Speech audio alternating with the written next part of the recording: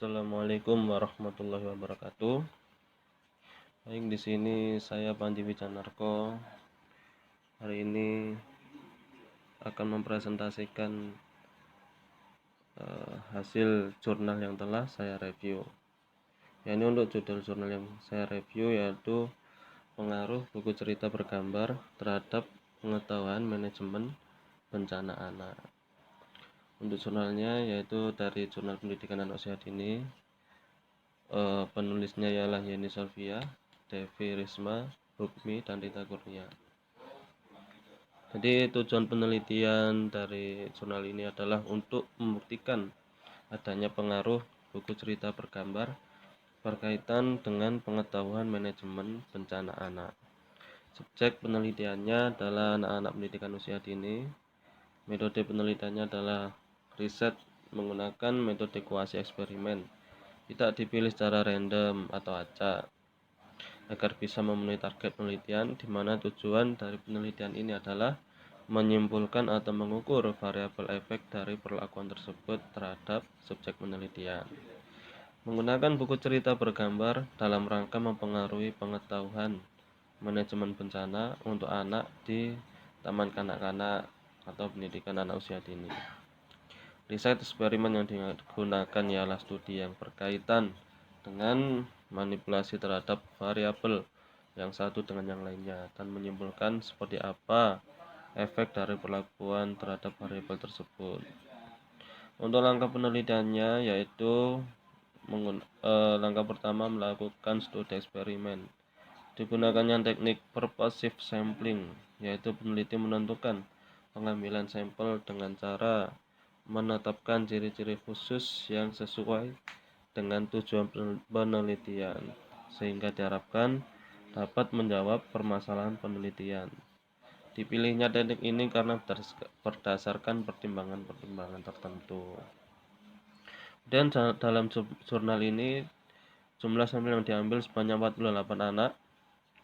Dalam penelitian ini menggunakan one group pretest dan post test. Untuk one group pretestnya sendiri yaitu sekelompok anak diberikan pretest berupa tes pengetahuan manajemen bencana melalui wawancara. Lalu langkah selanjutnya menggunakan metode treatment, yaitu penggunaan buku cerita bergambar yang berisi tentang topik yang terkait dengan bencana seperti banjir, tsunami, gempa bumi, tanah longsor, kebakaran, dan lain-lain.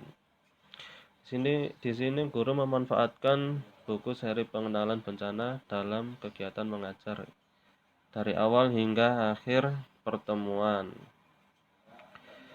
dengan harapan murid dapat menceritakan isi cerita pada pojok depan ruang kelas. Lalu untuk langkah selanjutnya yakni post test, di mana anak mendapatkan beberapa pertanyaan yang berkaitan dengan pengetahuan manajemen bencana. Aspek pertanyaan yang diajukan ini berkaitan tentang mitigasi. Kemudian ada preparedness atau kewaspadaan. Kemudian ada respons, tanggapan. Lalu recovery atau pemulihan, yaitu mengetahui rencana atau langkah-langkah dalam menangani pemulihan, baik pemulihan pembangunan fisik maupun penyadaran terkait antisipasi terjadinya suatu bencana. Kemudian hasil dari penelitian ini, yang pertama pada tahap awal pretest, hasil skor indikator pengetahuan manajemen bencana di sini tergolong rendah, yaitu 47,92% dari yang diharapkan. Kondisi berdampak negatif dari usaha peningkatan kesadaran pentingnya pemahaman dan pelatihan pendidikan kebencanaan. Sedangkan di Jepang, peningkatan pendidikan kebencanaan sudah dilaksanakan pada anak usia dini, pada pendidikan anak usia dini. Kemudian yang kedua, setelah dilaksanakannya pretest, selanjutnya dilaksanakan treatment, yaitu pembelajaran di kelas melalui storytelling di kegiatan penutupan setiap harinya. Di sini guru memberikan peluang kepada anak untuk mempraktikkan secara langsung bagaimana cara penyelamatan ketika terjadi suatu bencana, seperti gempa bumi untuk tidak mendekati bangunan tinggi dan berlari ke arah lapang, bersembunyi di bawah meja untuk melindungi diri dari jatuhnya reruntuhan, Dengan ini, pengetahuan manajemen bencana yang diperoleh anak akan disebarkannya ke orang tua atau temannya ketika sampai di rumah. Kemudian langkah selanjutnya yaitu setelah dilaksanakan treatment adalah pelaksanaan post test, yaitu melalui tes pengetahuan anak terkait manajemen bencana. Tes yang diberikan oleh peneliti berupa percakapan ringan dengan mengajukan 7 pertanyaan pada anak-anak, yaitu tentang aspek mitigasi, preparedness, respons, dan recovery. Berdasarkan hasil dari persentase yang diperoleh, pengetahuan manajemen bencana pada post-test tergolong tinggi, mengalami peningkatan, yaitu 78,88%. Berdasarkan data tersebut dapat digambarkan bahwa perlakuan anak setelah mengalami treatment mengalami perubahan yang berarti banyak pengetahuan terserap dengan mudah. Hal yang sama disampaikan oleh Lin 2012 bahwa buku seri cerita bergambar tentang kebencanaan membantu anak untuk mengimplementasikan pesan yang terkandung di dalamnya. Selain itu juga mampu meningkatkan imajinasi, perasaan, dan perkembangan mentalnya ke arah yang positif. Kemudian kekuatan dari penelitian ini adalah mengetahui seberapa besar indikasi pengaruh dari buku cerita bergambar, di mana berkaitan dengan pengetahuan manajemen bencana pada pendidikan anak usia dini. Kelemahan dari penelitian ini adalah terjadinya probabilitas yang tidak sesuai dari hasil penelitian dan keadaan lapangan. Terjadinya kepanikan saat bencana terjadi membuat anak melupakan pengetahuan manajemen bencana yang telah diberikan. Kesimpulan dari penelitian jurnal ini adalah hasil akhir penelitian dirumuskan buku cerita bergambar tentang pengetahuan manajemen bencana pada pendidikan anak usia dini ini mempengaruhi pengetahuan anak melalui sumber bacaan yang bermanfaat, gambar menarik dan jelas. Orang tua dan guru dapat memperkenalkan berbagai tindakan dalam menghadapi bencana dalam suasana yang menyenangkan dan menarik minat anak. Selain membaca, buku tersebut juga dapat digunakan sebagai upaya mengurangi resiko bencana, penyelamatan, dan tindakan setelah bencana itu terjadi, sehingga pesan di dalam buku tersebut tersampaikan dan menjadikannya wawasan mengenai bagaimana cara mengenali jenis-jenis bencana dan cara menyikapinya. Ini adalah tahapan penelitiannya, yaitu ada pre-test, treatment, lalu post-test. Ini adalah kisi-kisi pengetahuan pertanyaan yang akan diajukan, yakni dengan indikator mengetahui jenis bencana untuk mitigasi, kemudian mengetahui pencegahan terhadap bencana, mengetahui dampak bencana. Kemudian untuk kewaspadaannya ada mengetahui rencana tindak yang dilakukan dalam keadaan darurat sesuai dengan bencana. Kemudian ada respon ini atau tanggapan, indikatornya ini mengetahui langkah-langkah penyelamatan diri ketika ada bencana. Kemudian mengetahui cara mempertahankan diri setelah terjadi bencana. Untuk recovery ini atau pemulihan, indikator pertanyaannya adalah mengetahui rencana pemulihan. Sini ada penilaian baik, cukup, atau kurang. Dan untuk topik proposal ini yang akan saya bahas yaitu pengaruh video edukasi bencana terhadap pengetahuan manajemen bencana kepada mahasiswa. Ini saya Panji Wijanarko. Tujuan penelitiannya adalah untuk membuktikan adanya pengaruh video bahaya gempa berkaitan dengan pengetahuan manajemen bencana kepada mahasiswa. Subjek penelitiannya adalah mahasiswa atau mahasiswi di Surabaya yang tidak ada mata kuliah yang berkaitan dengan gempa. Kemudian untuk lokasi penelitian di Surabaya. Untuk metode penelitiannya kami memodifikasi. Sama dengan jurnal yang telah kami review dan sedikit kami modifikasi. Untuk metode penelitiannya ini melakukan studi eksperimen sama seperti jurnal. Tekniknya purposive sampling, yaitu menentukan pengambilan sampel dan dengan cara menetapkan ciri-ciri khusus yang sesuai dengan tujuan penelitian. Kemudian jumlah sampel yang diambil sebanyak 20 orang.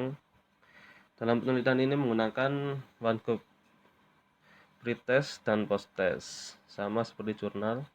Untuk one group pretestnya, yakni sekelompok mahasiswa diberikan pretest berupa tes pengetahuan manajemen bencana melalui kuesioner. Kalau yang di jurnal itu melalui wawancara, kalau kami ini melalui kuesioner. Lalu langkah selanjutnya, yakni menggunakan metode treatment, yakni penggunaan video yang berisi tentang topik terkait bencana seperti banjir, tsunami, tanah longsor, dan lain-lain. Peneliti manfaatkan video pengetahuan manajemen bencana ini setelah kegiatan pengisian pretest, dengan harapan mahasiswa dapat melisankan atau menuturkan isi cerita pada saat wawancara. Kemudian langkah selanjutnya post-test, di mana mahasiswa mendapatkan beberapa pertanyaan yang berkaitan dengan pengetahuan manajemen bencana. Aspek pertanyaan yang diajukan sama, yaitu berkaitan dengan mitigasi. Kemudian ada preparedness, ada response, recovery, seperti itu. Dan untuk materi dalam konten video ini saya usahakan saya buat sendiri, saya edit sendiri. Ya, ini saya ada tambahan. Ini yang di jurnal itu langsung mitigasi, ini saya ada tambahan materi sebelum mitigasi ini ada tahap prevention. Nah, ini tujuan untuk tahap prevention ini, ada prevention sendiri ini artinya pencegahan ya. Tujuan untuk mencegah terjadinya bencana atau mengurangi dari efek kerusakan bencana baik terhadap fasilitas maupun komunitas. Pencegahan ini antara lain adalah dengan membangun bendungan atau kanal untuk saluran air. Contoh lainnya mencegah kebakaran hutan dengan mencegah sumber api atau mengurangi bahan bakar yang menyebabkan terjadinya kebakaran hutan. Beberapa negara menggabungkan antara istilah pencegahan prevention ini dan mitigasi bencana. Sedangkan mitigasi sendiri secara umum dapat diartikan sebagai upaya-upaya yang dapat dilakukan untuk mengurangi resiko bencana. Contoh kegiatan mitigasi antara lain adalah seperti building codes, pelaksanaan peraturan tata kota dan gedung bertingkat, kemudian sistem proteksi instalasi vital, pelaksanaan aturan transportasi darat, laut, dan udara. Kemudian tahap preparedness. Nah, yang ketiga ini tahap preparedness. Tahap preparedness sendiri merupakan tahap persiapan yang dilakukan pemerintah, organisasi atau komunitas untuk melakukan respon pada saat bencana. Contoh dari kegiatan tahap preparedness antara lain seperti merumuskan perencanaan evakuasi yang akan dilakukan saat terjadi bencana, sistem peringatan dini, sistem komunikasi pada keadaan darurat, kemudian peningkatan awareness atau kesadaran dan pengetahuan masyarakat, program pelatihan terkait bencana. Di sini preparedness dibagi menjadi 3, yakni ada preparedness itu sendiri, kemudian ada warning, kemudian ada treat. Untuk warning sendiri adalah peringatan, di mana periode saat bencana sudah teridentifikasi tetapi belum mencapai lokasi berpenghuni. Contohnya adalah angin topan yang sudah diidentifikasi namun lokasinya masih jauh. Kemudian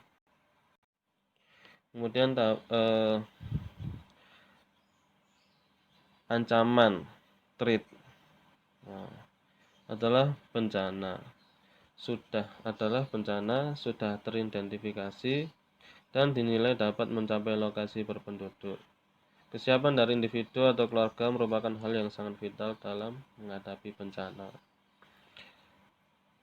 Selanjutnya adalah tahap ketika bencana terjadi. Pada tahapan ini bisa berbeda-beda dalam menghadapi bencana.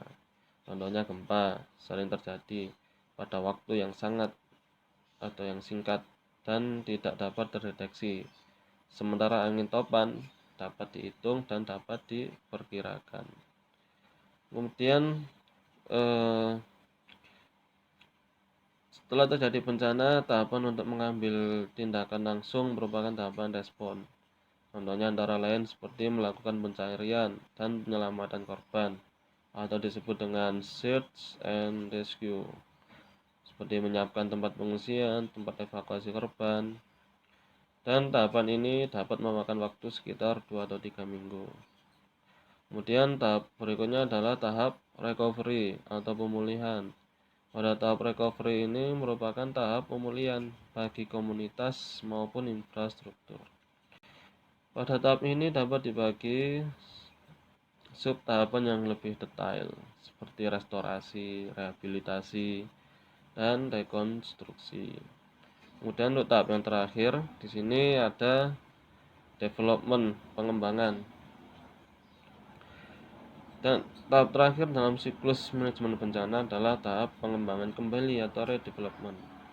Tahapan ini merupakan tahapan yang penting untuk melakukan evaluasi dari tahapan sebelumnya secara nasional. Apakah berlangsung secara efisien dan efektif? Dan selanjutnya, dilakukan pembaharuan terhadap kebijakan ataupun peraturan guna perbaikan penanggulangan bencana. Demikianlah gambaran mengenai manajemen bencana. Saya Panji Wisanarko undur diri dan terima kasih.